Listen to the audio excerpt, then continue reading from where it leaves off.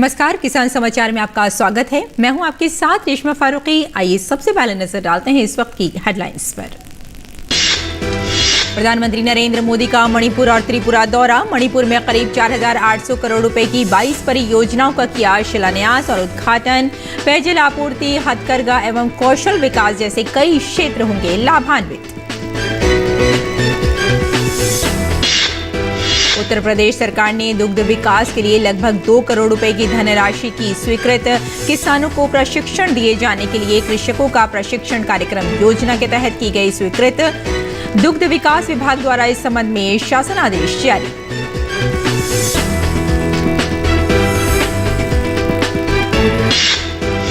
मध्य प्रदेश पशुपालन एवं डेयरी मंत्री ने विभागीय अधिकारियों को ब्रूसेला टीकाकरण अभियान में 4 से 8 माह की गौ भैंस वंशीय बच्चियों का टीकाकरण सुनिश्चित करने के दिए निर्देश।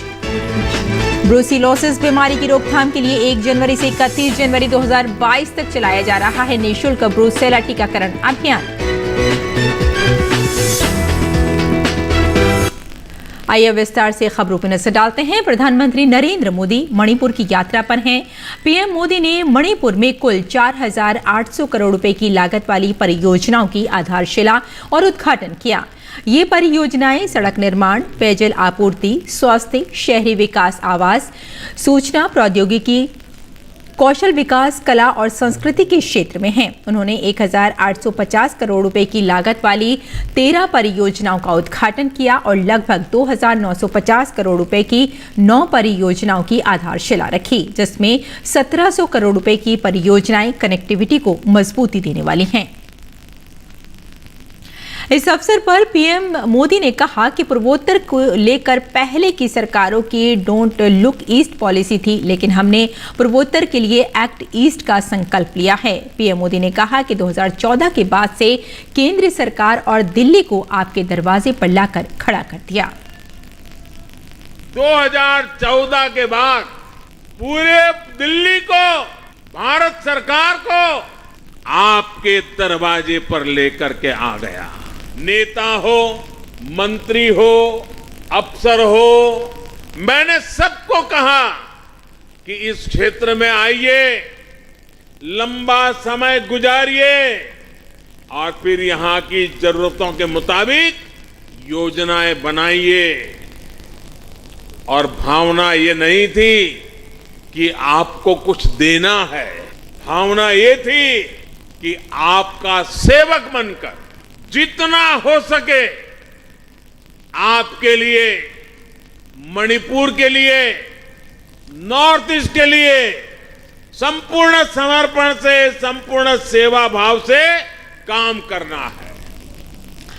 पीएम मोदी ने कहा कि कुछ लोग सत्ता पाने के लिए मणिपुर को फिर से अस्थिर करना चाहते हैं। ये लोग उम्मीद लगाए बैठे हैं कि कब उन्हें मौका मिले और कब वो अशांति का खेल खेलें, लेकिन मणिपुर के लोग उन्हें पहचान चुके हैं। हमें याद रखना है कि कैसे हमारे मणिपुर को पिछली सरकारों ने ब्लॉकेड स्टेट बनाकर रख दिया था। पहले की सरकारों द्वारा हिल और वैली के बीच राजनीतिक फायदे के लिए खाई खोदने का काम किया गया। हमें याद रखना है कि लोगों के बीच दूरियां बढ़ाने कैसे कैसे षड्यंत्र किए जाते थे। साथियों, आज डबल इंजन की सरकार के निरंतर प्रयास की वजह से इस क्षेत्र में उग्रवाद और असुरक्षा की आग नहीं है, बल्कि शांति और विकास की रोशनी है। उत्तर प्रदेश सरकार ने दुग्ध विकास के अंतर्गत किसानों को प्रशिक्षण दिए जाने के लिए कृषकों का प्रशिक्षण कार्यक्रम योजना के तहत वर्तमान वित्तीय वर्ष में 199.99 लाख रुपए की धनराशि द्वितीय किश्त के रूप में स्वीकृत की। योजना के लिए 4 करोड़ रुपए की धनराशि का प्रावधान किया गया है। ये धनराशि 30 जनपदों के लिए स्वीकृत की गई है। दुग्ध विकास विभाग द्वारा इस संबंध में शासनादेश भी जारी कर दिया गया है। जारी आदेशानुसार योजना के सुव्यवस्थित क्रियान्वयन एवं स्वीकृत धनराशि के नियम अनुसार व्यय के संबंध में जनपद के अधिकारियों को निर्देश भी दिए गए हैं। मध्य प्रदेश के पशुपालन एवं डेयरी मंत्री ने विभागीय अधिकारियों को ब्रूसेला टीकाकरण अभियान में 4 से 8 माह की गौ भैंस वंशीय बच्चियों का टीकाकरण सुनिश्चित करने के निर्देश दिए हैं। उन्होंने सोमवार को बड़वानी जिले के विभिन्न गांवों में ब्रूसेला टीकाकरण कार्य का निरीक्षण किया। पशुपालन मंत्री ने बताया कि ब्रूसिलोसिस बीमारी की रोकथाम के लिए राष्ट्रीय पशुधन स्वास्थ्य एवं रोग नियंत्रण कार्यक्रम में प्रदेश में 1 जनवरी से 31 जनवरी 2022 तक निःशुल्क ब्रूसेला टीकाकरण अभियान चलाया जा रहा है। पशुपालकों से अभियान का भरपूर लाभ उठाने की अपील करते हुए मंत्री पटेल ने कहा कि ब्रूसिलोसिस रोग गौ भैंस वंशीय पशुओं में प्रजनन संबंधी बीमारी है जो ब्रूसिलोसिस एम्बार्ड्स जीवाणु के कारण होती है। रोग के लक्षणों में बुखार, गर्भावस्था के अंतिम चरण में गर्भपात, बांझपन, हीट में देरी, लैक्टेशन में बाधा आदि से बच्चियों की हानि और दूध के उत्पादन में कमी होती है।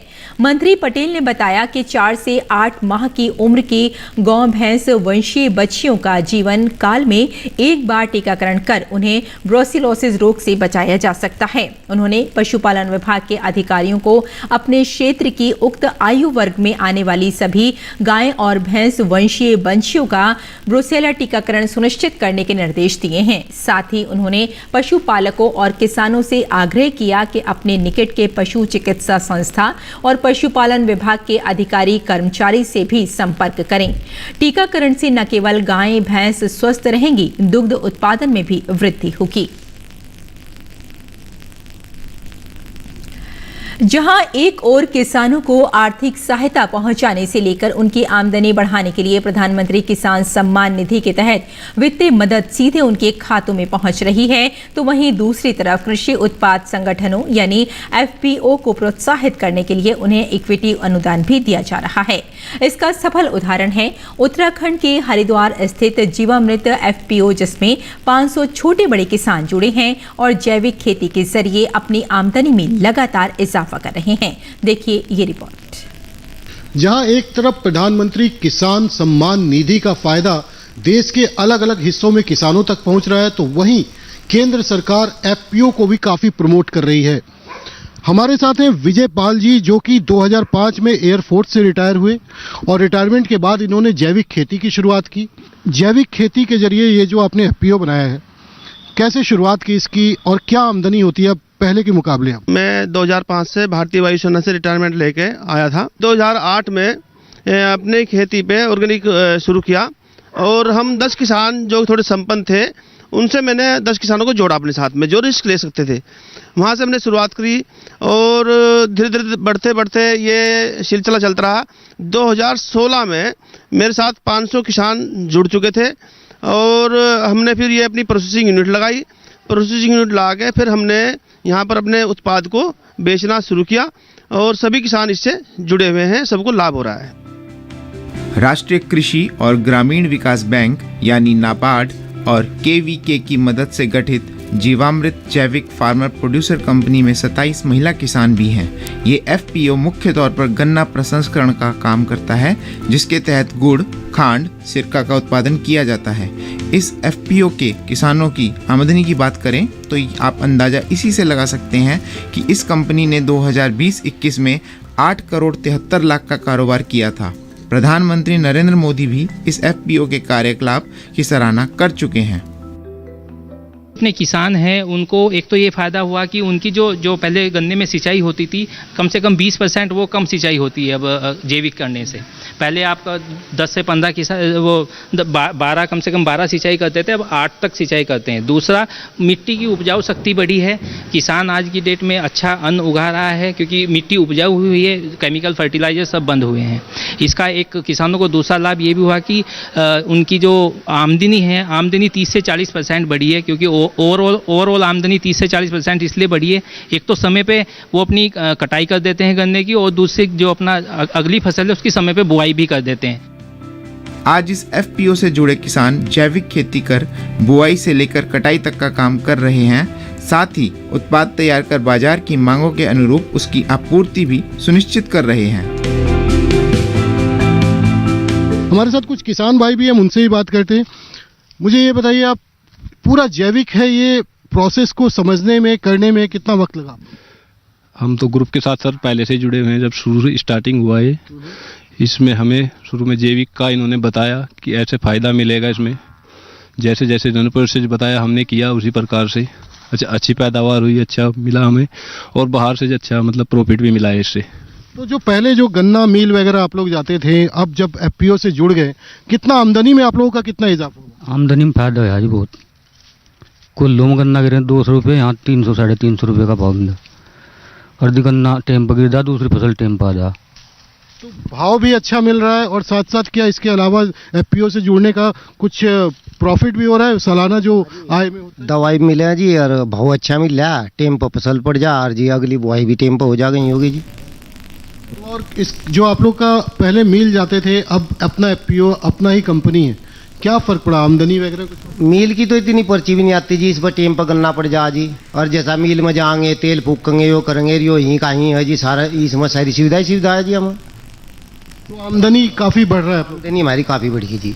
तो निश्चित तौर पे आपने सुन रहे हैं कि जो भी अब एफपीओ के जरिए जो भी किसान जुड़ रहे हैं, और ख़ास तौर पे मैं इस पर्टिकुलर जीवामृत जो एफपीओ इसकी बात करूं तो इसे प्रधानमंत्री भी जो है इसे रिकॉग्नाइज करते हैं। प्रधानमंत्री ने भी इसको लेकर के तारीफ की, जीवामृत की सराहना की, और निश्चित तौर पर जो छोटे बड़े किसानों को मिलाकर जिस तरीके से एफपीओ को बढ़ावा दिया जा रहा है, आने वाले समय में किसानों की आमदनी दुगनी करने में ऐसे एफपीओ काफ़ी मददगार साबित होंगे। कैमरामैन विनय तिवारी के साथ अभिषेक सिंह, हरिद्वार। जम्मू कश्मीर वन विभाग ने जम्मू कश्मीर में पहली बार 250 महिलाओं को हस्तशिल्प में प्रशिक्षित किया है। ये महिलाएं चीड़ सुइयों से सामान बना रही हैं। इसके दो फायदे हैं, एक तो इससे महिलाओं को रोजगार मिल रहा है, दूसरा जंगल में आग लगने की संभावना कम हो रही है। चीड़ के जंगलों के चीड़ सुइयां गिरने से अक्सर आग लग जाती है, जिससे जंगल को तो नुकसान होता ही है, साथ ही धुएं से हवा भी प्रदूषित हो जाती है। हमें बोला कि आप कुछ ना कुछ काम करो, और हमने पहले इन्हें समारोह में चुन के दिए, और हमने पहले ऐसे सिंपल टोकरी बनाई। जब वो टोकरी बना के दी वो हमारे पास हुई, और उसके बाद उन्होंने हमें दोबारा बोला कि आप नए डिज़ाइन करो। तो हमें ट्रेनिंग देने के लिए मैम आई थी, और उन्होंने हमें ट्रेनिंग बहुत अच्छी दी, और हमने बहुत अच्छे से वो काम किया, और हमारा वो काम बहुत अच्छा पास, और फिर हमने आगे लड़कियों को ट्रेनिंग दी। हमने ये डिपार्टमेंट की तरफ से हमें ये मिला है, ये समारोह की जो ये टोकरी शोकरी ट्रे बनाने के लिए, तो इसका हम डिपार्टमेंट वालों का बहुत बहुत शुक्रिया अदा करते हैं। हमें 5 दिन की ट्रेनिंग दी गई थी। हम यहाँ पे ट्रेनिंग लेने आए हैं, और मैंने 12th क्लियर कर ली है।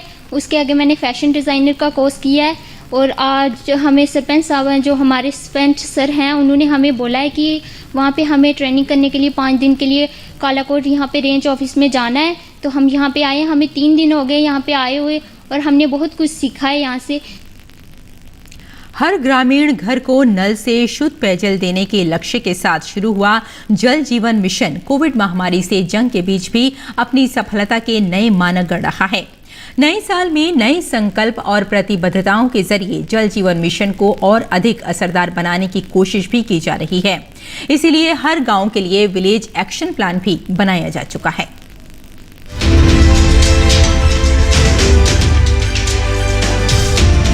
नए साल में नए जोश और नए संकल्प के साथ जल जीवन मिशन को आगे बढ़ाने की तैयारियां हैं। हर गांव के लिए विलेज एक्शन प्लान बनाया जा रहा है। मकसद है आने वाले 5 सालों तक गांव खुद जल जीवन मिशन को आगे बढ़ाएं, जल स्रोतों का विकास में अपना योगदान दें। कोशिश है जल प्रबंधन में स्थानीय जनता को जोड़ना, एक जन आंदोलन खड़ा करना। वहीं दूसरी तरफ जल प्रबंधन की दिशा में योजनाएं भी तैयार की जा रही हैं, ताकि ग्रामीण क्षेत्र में दूषित या उपयोग किया जाने वाले पानी को फिर से उपयोग लायक बनाया जा सके। देश भर में अभी 2021 जो वाटर क्वालिटी टेस्टिंग लेबोरेटरीज हैं, वो सब की सब जनता के लिए खोल दी गई हैं। हमारे देश में करीब 6 लाख गाँव हैं। अभी तक 8,65,000 महिलाओं को इस काम के लिए, जो फील्ड टेस्ट किट्स के माध्यम से पानी की गुणवत्ता की जांच करती हैं, प्रशिक्षित किया जा चुका है। जल जीवन मिशन का उद्देश्य शुद्ध पेयजल की आपूर्ति सुनिश्चित करना है। इसके लिए अब तक 2021 वाटर टेस्टिंग लैब तैयार की जा चुकी हैं। इतना ही नहीं, ग्रामीण स्तर पर भी हर गांव में कम से कम 5 महिलाओं को पानी की जांच करने का प्रशिक्षण दिया जा रहा है।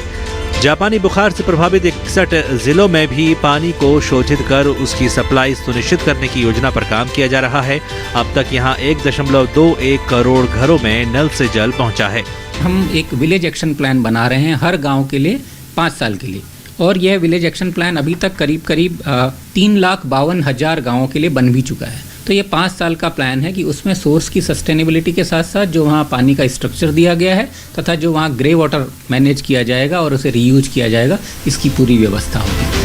अगर जल जीवन मिशन के सफर पर गौर किया जाए तो अब तक 8.76 करोड़ घरों में पीने का पानी पहुंच चुका है। लक्ष्य 55 लीटर प्रतिदिन प्रति व्यक्ति को पानी उपलब्ध कराना है। 117 एस्पिरेशनल डिस्ट्रिक्ट में अब तक 1 करोड़ 30 लाख घरों में नल से जल पहुंचा है। देश भर के 16 जिलों और केंद्र शासित प्रदेशों में स्कूल और आंगनबाड़ियों में नल से शुद्ध जल पहुंचा है। ये आंकड़े इस बात को दर्शाते हैं कि किस तरह जल जीवन मिशन ग्रामीण घरों को नल से जोड़ने में सफल रहा है। एक नल ने न सिर्फ महिलाओं के समय को बचाया बल्कि उन्हें आत्मनिर्भर बनाने का भी समय दिया। और आइए अब देखते हैं कि देश भर की मंडियों में अनाज का भाव क्या है।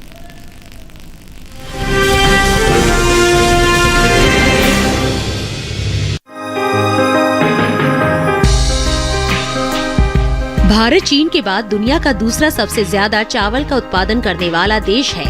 भारत के अलावा इंडोनेशिया और बांग्लादेश भी चावल का अच्छा उत्पादन करते हैं। विश्व में चावल की 10,000 किस्में हैं, जिसमें सबसे ज्यादा चावल की किस्में भारत में पाई जाती है।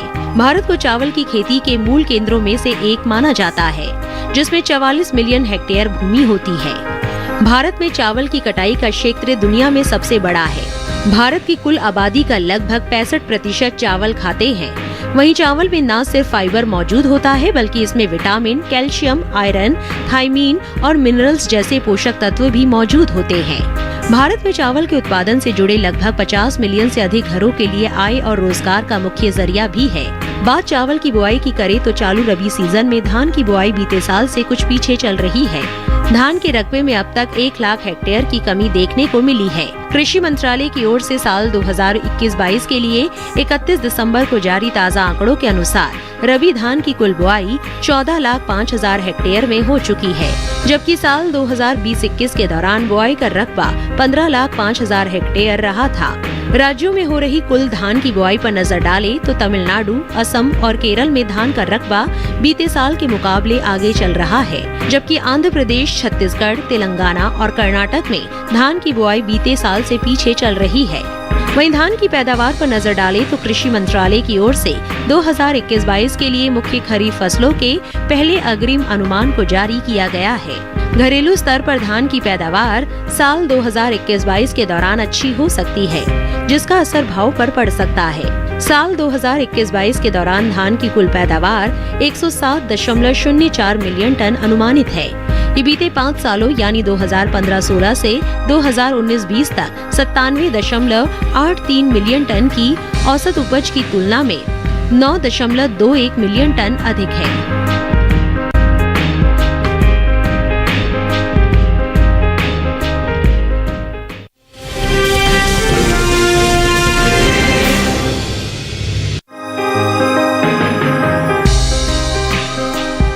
पिछले साल की तरह ही खरीफ विपणन मौसम 2021-22 में भी न्यूनतम समर्थन मूल्य के आधार पर किसानों से धान की खरीद सुचारू रूप से चल रही है। उपभोक्ता कार्य, खाद्य एवं सार्वजनिक वितरण मंत्रालय की ओर से जारी ताज़ा आंकड़ों के अनुसार खरीफ विपणन सत्र 2021-22 के लिए 26 दिसंबर तक 443,49,000 मीट्रिक टन धान की सरकारी खरीद की जा चुकी है। धान की खरीद आंध्र प्रदेश, तेलंगाना, बिहार, चंडीगढ़, छत्तीसगढ़, गुजरात, हरियाणा, हिमाचल प्रदेश, झारखंड, जम्मू और कश्मीर, केरल, मध्य प्रदेश, महाराष्ट्र, ओडिशा, पंजाब, तमिलनाडु, उत्तर प्रदेश, उत्तराखंड तथा राजस्थान जैसे राज्यों व केंद्र शासित प्रदेशों में की गई है। अब तक 86,924 करोड़ 46 लाख रुपए के न्यूनतम समर्थन मूल्य के साथ 47,03,000 किसान लाभान्वित हुए हैं। दूसरे राज्यों के मुकाबले पंजाब में अब तक सबसे ज्यादा धान की सरकारी खरीद हुई है। यहाँ धान की कुल खरीद 1,86,85,000 MT के पार पहुँच गई है। वहीं उत्तर प्रदेश में धान की खरीद 38,01,732 MT, हरियाणा से 55,30,596 MT, तेलंगाना से 52,88,206 MT, छत्तीसगढ़ से 47,20,020 MT, जबकि उत्तराखंड से धान की सरकारी खरीद 11,56,000 MT के पार पहुंच गई है।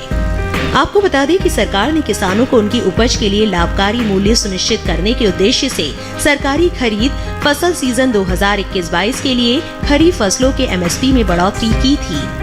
धान के न्यूनतम समर्थन मूल्य पर नजर डालें तो साल 2021-22 में सामान्य क्वालिटी की धान का MSP बीते साल के मुकाबले 72 रुपए बढ़ाकर 1940 रुपए प्रति क्विंटल तय किया गया है। इसी तरह ग्रेड A क्वालिटी के धान का MSP 72 रुपए बढ़ाकर 1960 रुपए तय किया गया है।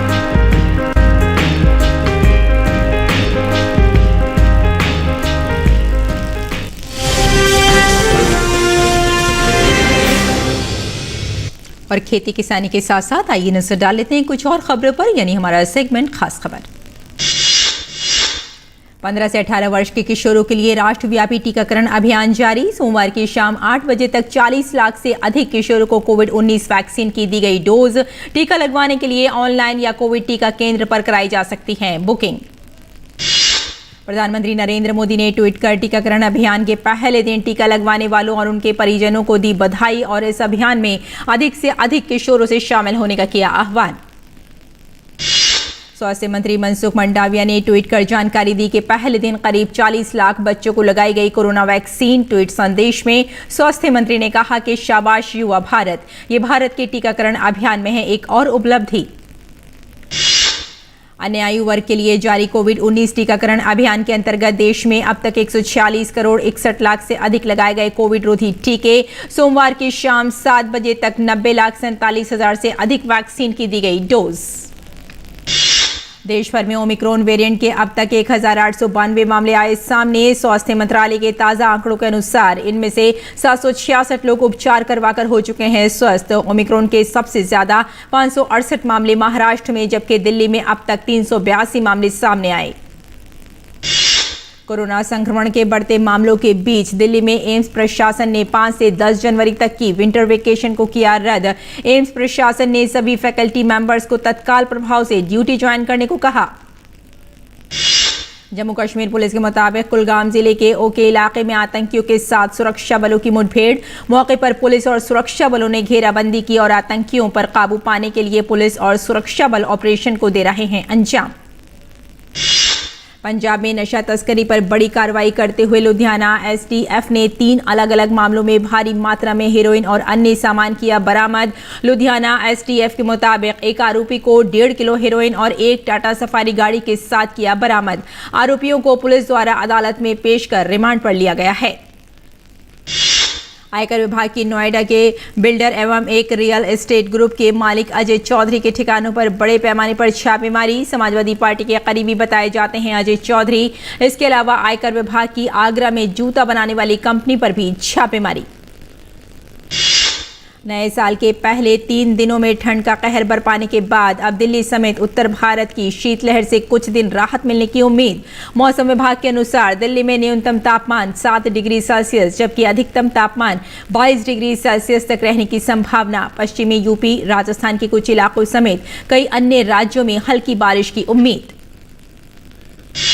श्रीनगर शहर सहित कश्मीर घाटी में हुई बर्फबारी से घाटी के लोगों में खुशी का माहौल। श्रीनगर शहर में हुआ मौसम का पहला हिमपात। गर्मियों के दौरान ये बर्फबारी किसानों और फल उत्पादकों सहित सभी के लिए होगी बहुत मददगार साबित। कश्मीर घाटी की नदियों और नालों के जल स्तर को बढ़ाने में मिलेगी मदद। तो किसान समाचार में फिलहाल इतना ही। अनुमति दें, नमस्कार।